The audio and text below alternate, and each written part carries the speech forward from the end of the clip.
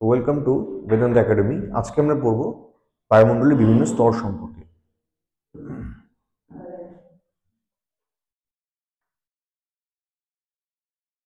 তো আমরা জানি পৃথিবীকে ঘিরে রয়েছে একটি বায়ুমণ্ডলের স্তর, বিভিন্ন রকম স্তর রয়েছে। আমরা যে স্তরে রয়েছে অর্থাৎ ভূপৃষ্ঠ সংলগ্ন যে স্তরটি, সেটি হলো ট্রোপোস্ফিয়ার। সেটির উচ্চতা কত? সেটি মোটামুটি আমাদের ভূপৃষ্ঠ থেকে 8 থেকে 15 কিলোমিটার পর্যন্ত বিস্তৃত।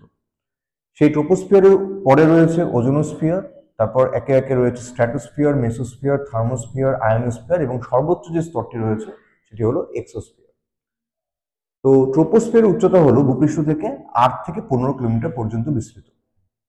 এই স্তরে বায়ু ঘনত্ব সর্বাধিক হয় এবং যত রকমের ঝড় বৃষ্টি, ঝঞ্ঝার যা হয় সমস্ত এই স্তরেই হয়, তাই একে ক্ষুদ্রমণ্ডল বলা হয়।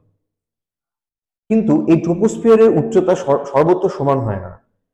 নিরক্ষীয় অঞ্চল বরাবর অর্থাৎ ইকুয়েটরের সংলগ্ন এলাকায় এই স্তরের উচ্চতা হয় 16 কিলোমিটার এবং এই দুই মেরু সংলগ্ন অঞ্চলে এই ট্রোপোস্ফিয়ার উচ্চতা হয় মাত্র 8 কিলোমিটার। অর্থাৎ ট্রোপোস্ফিয়ার সেখানে অতটা ঘনত্ব বিশিষ্ট নয়, অর্থাৎ সেখানে উচ্চতাটা অত বেশি নয়।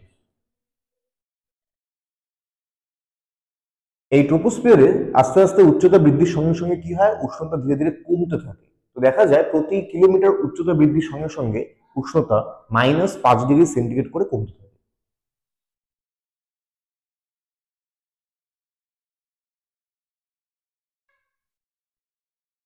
তো আমরা এখানে দেখতে পাচ্ছি যে পৃথিবীর যত রকমের, যেহেতু এই স্তরে ধুলোকণা গ্যাসীয় উপাদানগুলো ঘনত্ব সর্বাধিক হয়, তাই এই স্তরে একমাত্র ঝড় বৃষ্টি, ঝড় ঝঞ্ঝাট সমস্ত প্রাকৃতিক ঘটনাগুলো দেখতে পাওয়া যায়, তাই একে ক্ষুদ্রমণ্ডল বলা হয়। এই স্তর দিয়ে কখনোই জেট প্লেন চলাচল করে না। এই ট্রোপোস্ফিয়ারের ঠিক পরবর্তী যে স্তরটা সেটা হলো স্ট্র্যাটোস্ফিয়ার। কিন্তু এই দুটো স্তরকে মাঝখানে একটি ট্রোপোপজ বলে একটি অঞ্চল দুটোকে পৃথক করছে। এই ট্রোপোপজে কি হয়, ট্রোপোপজে উষ্ণতা সেম থাকে, অর্থাৎ এখানে উষ্ণতা বৃদ্ধি বা হ্রাস হয় না। তো আমরা দেখতে পাচ্ছি যে ট্রোপোস্ফিয়ার উচ্চতা হয় 10 থেকে 35 কিলোমিটার পর্যন্ত ভূমিস্তর থেকে। ঠিক এরপরেই রয়েছে অর্থাৎ ট্রোপোপজের পরবর্তী যে স্তরটি সেটা হলো স্ট্র্যাটোস্ফিয়ার। সেই স্ট্র্যাটোস্ফিয়ারের একটি অংশ হলো ওজোনোস্ফিয়ার, যেটিকে বলা হয় পৃথিবীর আহ চাদর, বা এটি যেন আমাদের পৃথিবীকে চাদরের মতো ঘিরে রাখছে, যাতে এটি আমাদের সূর্য থেকে আসা যে বিভিন্ন রকমের অতিবেগুনি রশ্মি, ক্ষতিকারক যে রশ্মিগুলো, সেগুলোর থেকে আমাদের রক্ষা করছে, প্রাণীকুলকে রক্ষা করছে। ওজোন স্তর কিন্তু খুবই গুরুত্বপূর্ণ একটি স্তর, এটি স্ট্র্যাটোস্ফিয়ারের একটি অংশ। ট্রোপোস্ফিয়ারের ঠিক পরবর্তী স্ট্র্যাটোস্ফিয়ারে কি হয়, ঠিক উল্টো ব্যাপারটা হয়। অর্থাৎ ট্রোপোস্ফিয়ারে ধীরে ধীরে যেমন উষ্ণতা হ্রাস পেতে থাকে উচ্চতা বৃদ্ধির সঙ্গে সঙ্গে, স্ট্র্যাটোস্ফিয়ার স্তরে কি হয়, উচ্চতা বৃদ্ধির সঙ্গে সঙ্গে উষ্ণতা আবার বাড়তে থাকে এবং এই স্তরের বায়ু ঘনত্ব অত বেশি হয় না, বায়ু শান্তই থাকে। তো জেট প্লেন সবসময় এই স্তর দিয়ে চলাফেরা করে। এই স্তরে না হয় ঝড় বৃষ্টি, ঝড় ঝঞ্ঝাট, কোন রকমের প্রাকৃতিক দুর্যোগগুলো দেখতে পাওয়া যায় না, তাই একে শান্ত মণ্ডল বলা হয়। অর্থাৎ ট্রোপোস্ফিয়ারকে বলা হয় ক্ষুদ্রমণ্ডল এবং স্ট্র্যাটোস্ফিয়ারকে বলা হয় শান্ত মণ্ডল।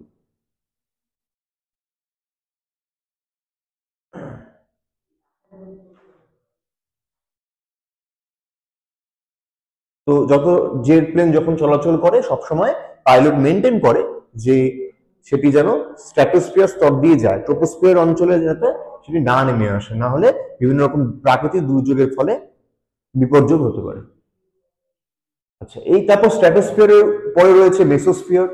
সে মেসোস্ফিয়ার হলো সব থেকে গরম স্তর বায়ুমণ্ডলের, সব থেকে গরম স্তর না, তারপরে থার্মোস্ফিয়ার রয়েছে। কিন্তু এই মেসোস্ফিয়ারেও কি হয় যে ধীরে ধীরে উষ্ণতা বাড়তে থাকে যত উচ্চতা বৃদ্ধি পেতে থাকে। এই মেসোস্ফিয়ার উচ্চতা হয় 50 কিলোমিটার থেকে 85 কিলোমিটার পর্যন্ত, অর্থাৎ স্ট্র্যাটোস্ফিয়ারের পরবর্তী স্তরটি। এখানে ধীরে ধীরে টেম্পারেচার বৃদ্ধি পেতে থাকে এবং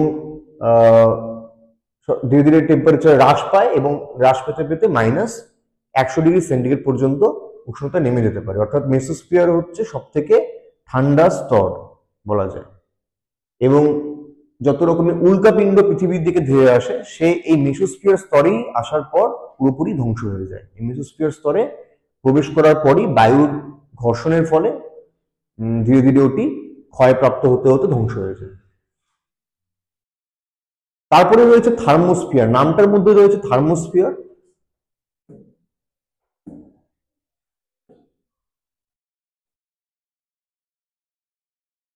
তো এই থার্মোস্ফিয়ারে কি হয়, প্রেশার, বায়ুর যে চাপ খুব কম হয় এবং এই স্তরে উষ্ণতা ধীরে ধীরে বৃদ্ধি পেতে থাকে, অর্থাৎ ট্রোপোস্ফিয়ারের মতোই এই স্তরটি আচরণ করে এবং সব থেকে উষ্ণ স্তর হচ্ছে এটি।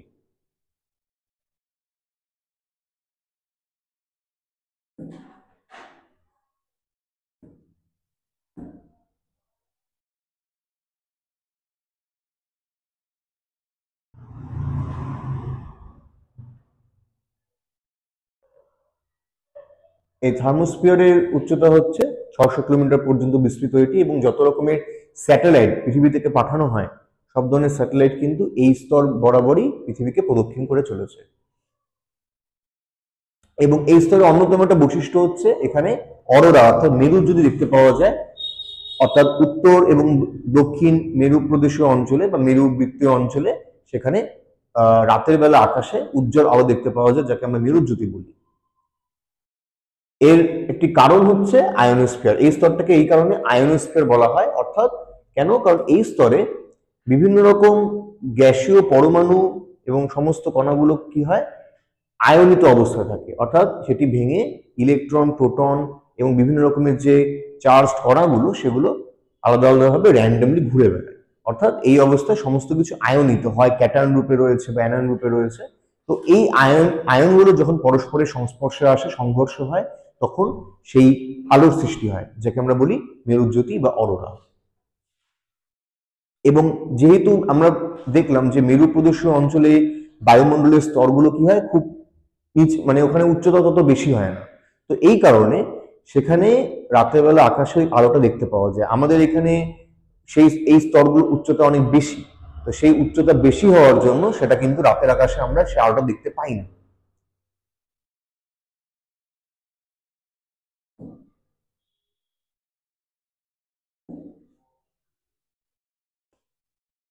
তাই এই স্তরটিকে আয়োনোস্ফিয়ারও বলা হয়, মেসোস্ফিয়ারের পরবর্তী এই স্তরটাকে আয়োনোস্ফিয়ার বলা হয়।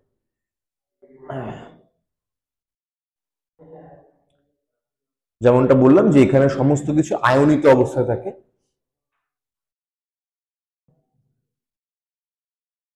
এবং এই স্তরটায়, আয়নীয় স্তরে আরেকটি বৈশিষ্ট্য হচ্ছে বেতার তরঙ্গ এই স্তর থেকে প্রতিফলিত হয়ে কিন্তু পৃথিবীর বিভিন্ন স্থানে ফিরে যায়। অর্থাৎ বেতার তরঙ্গের মাধ্যমে আমরা যে এই যে রেডিও বা রেডিওতে খবর শুনছি বা ফোনে কথা বলছি, এইগুলো পসিবল হতো না, এগুলো সম্ভব হতো না যদি বেতার তরঙ্গ প্রতিফলিত না হতো।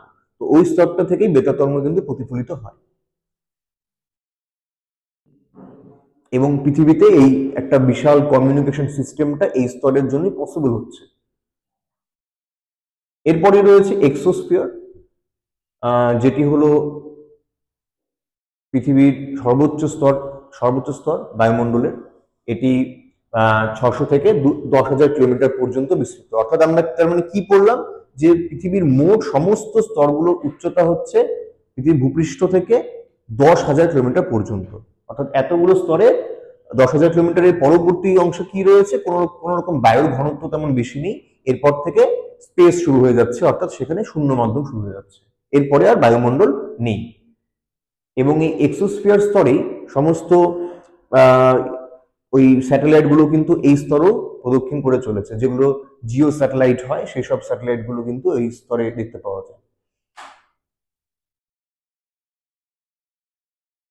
তাহলে এই হলো আজকে আমরা তাহলে এইভাবে বায়ুমণ্ডলের বিভিন্ন স্তরগুলো পড়লাম।